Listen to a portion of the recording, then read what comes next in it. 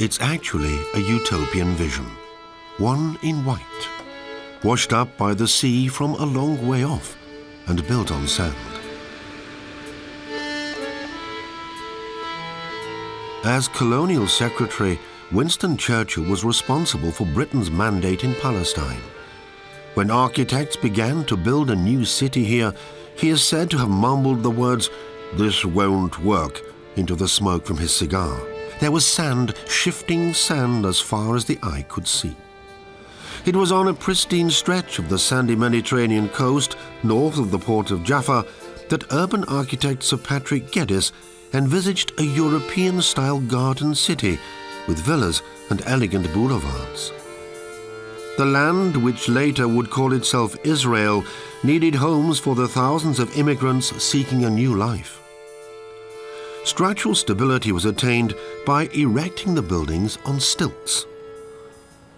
The space in between the stilts was given over to nature. First of all, tens of thousands of trees were planted to make the ground firm. Today, a modern city stands where once there were sand dunes, Tel Aviv.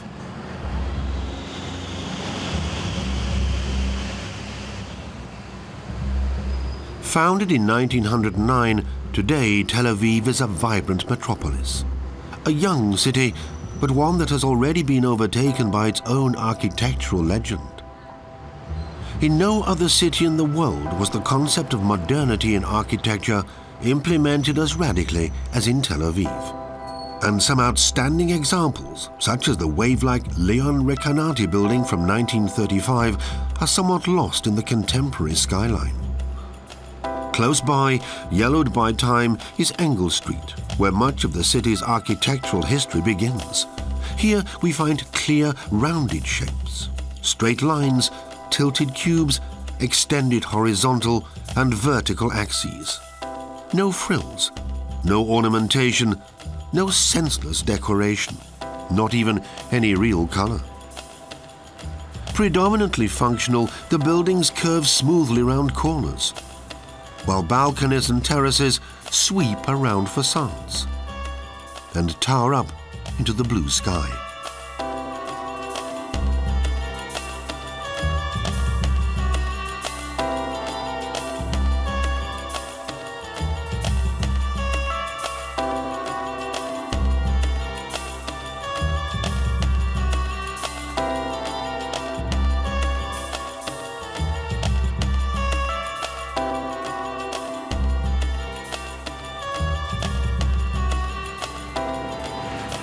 Tel Aviv is literally an open museum to the Bauhaus style of architecture, the modernist approach of the 1930s, when the leitmotif that form follows function was coined in Weimar and Dessau. No trace here of the heaviness of European historicism or the festoons of Art Nouveau. Tel Aviv means the Hill of Spring and is the Hebrew title of Theodor Herzl's utopian novel Old New Land. And indeed, here the architecture of the 20th century broke new ground with buildings that are bathed in light and moderately structured. Nothing is excessive. Everything has its ordered purpose.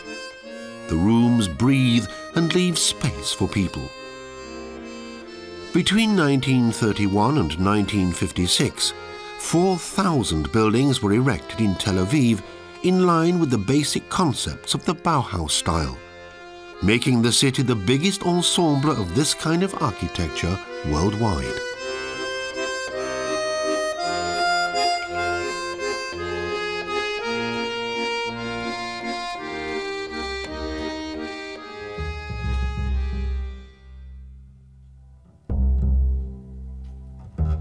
The Bauhaus style was adapted to the climatic conditions in Palestine, especially the heat and long hours of sunshine. Sophisticated solutions to provide shade thus created an independent and unmistakable Tel Aviv style, with balconies overhung with ledges and smaller windows.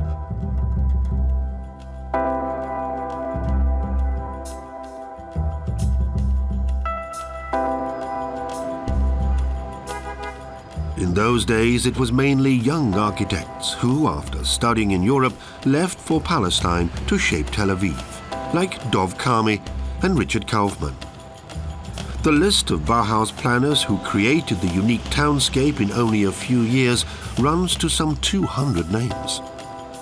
Many of the architects actually studied at the legendary Bauhaus school until they were forced to flee from the Nazi regime. The Bauhaus itself was closed in 1933, when the modern movement in Europe became a victim of fascism. In 1932, architect Arie Sharon came straight to Palestine from Dessau. A politically committed, socially oriented figure, he built public assistance apartments for the Workers' Party in the center of Tel Aviv in the Bauhaus style. But this block remained more of an exception in a geometrical urban construction plan which tended far more towards detached buildings a standard 5 meters apart.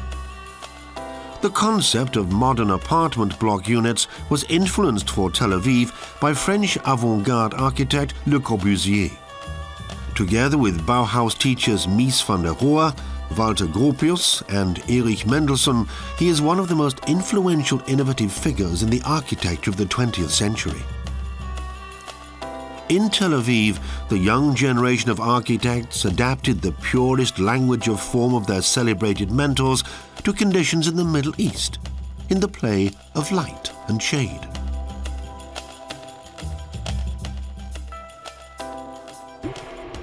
This is revealed, for example, by the work of Zeev Rechter and Zeev Berlin, both of whom made a substantial contribution to Israel's architectural history, and the design of the Rothschild Boulevard.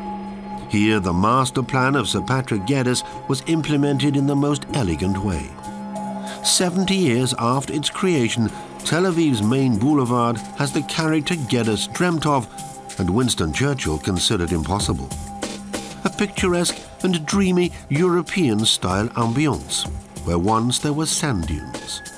Villas with all the characteristic Bauhaus elements, with clearly defined lines, but in dialogue with nature, and with features special to Tel Aviv, sunblinds and asymmetrical facades.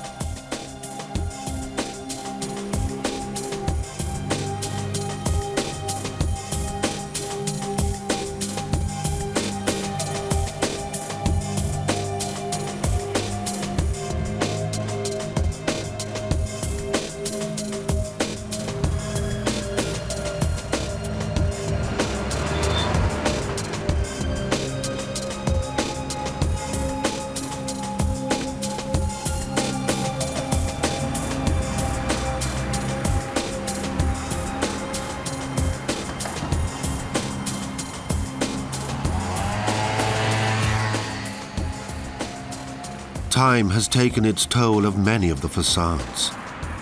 Their once smooth beauty is now tarnished.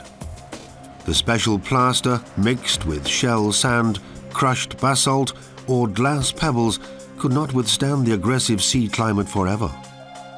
Only a few of the Bauhaus buildings are still truly white, or of a light pastel color.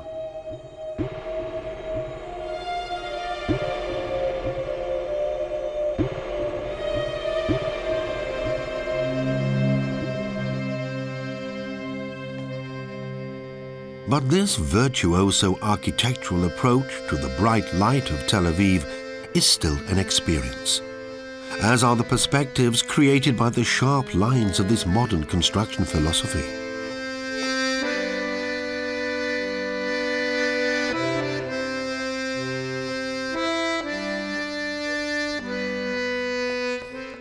In 1939, the Esther family had a cinema built.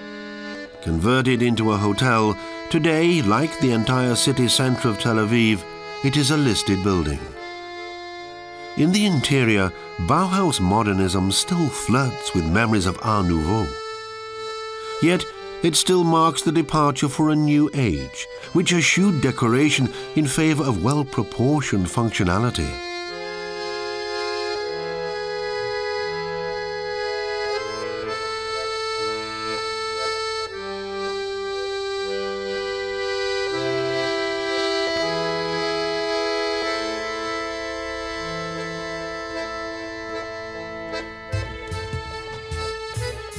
functionality.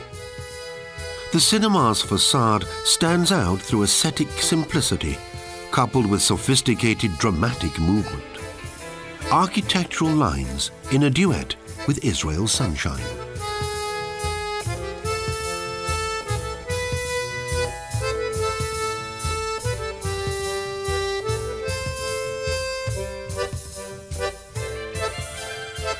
The Esther Cinema is located on Diezengoff Square, the heart of Tel Aviv.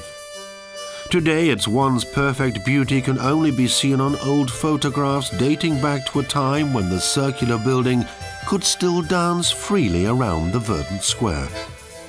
With snow-white facades, which, with their balconies characterized by narrow windows, flow horizontally and uniformly into one another.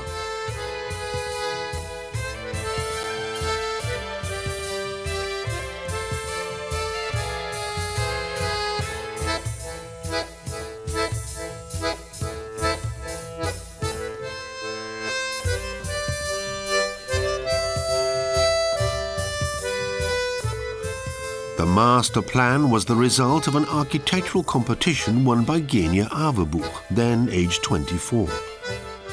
Her design is the hallmark of the Bauhaus architecture of Tel Aviv, one which fell victim to catastrophic urban traffic planning. The square was raised several meters so that the city's main traffic artery could run underneath.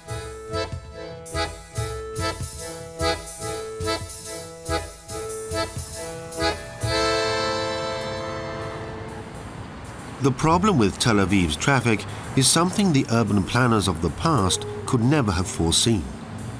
But in many places in the city, it has thrown straight-lined, plain but fine Bauhaus architecture into confused chaos. The teachers of the Bauhaus school advocated greater clarity and functionality, more transparency and freedom. Their pupils translated the new, free spirit of architecture in Tel Aviv in a virtuoso and original way for a new city and for the young country of Israel. Because in a cubic and linear approach, those foundations of modern construction were established in grand style, which were later adopted by all major cities.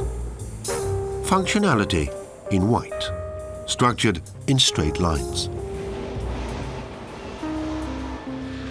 The style that was formally born in the Bauhaus school in Weimar and Dessau, and as the international style today shapes the architectural face of the world, was first implemented here in Tel Aviv, the White City.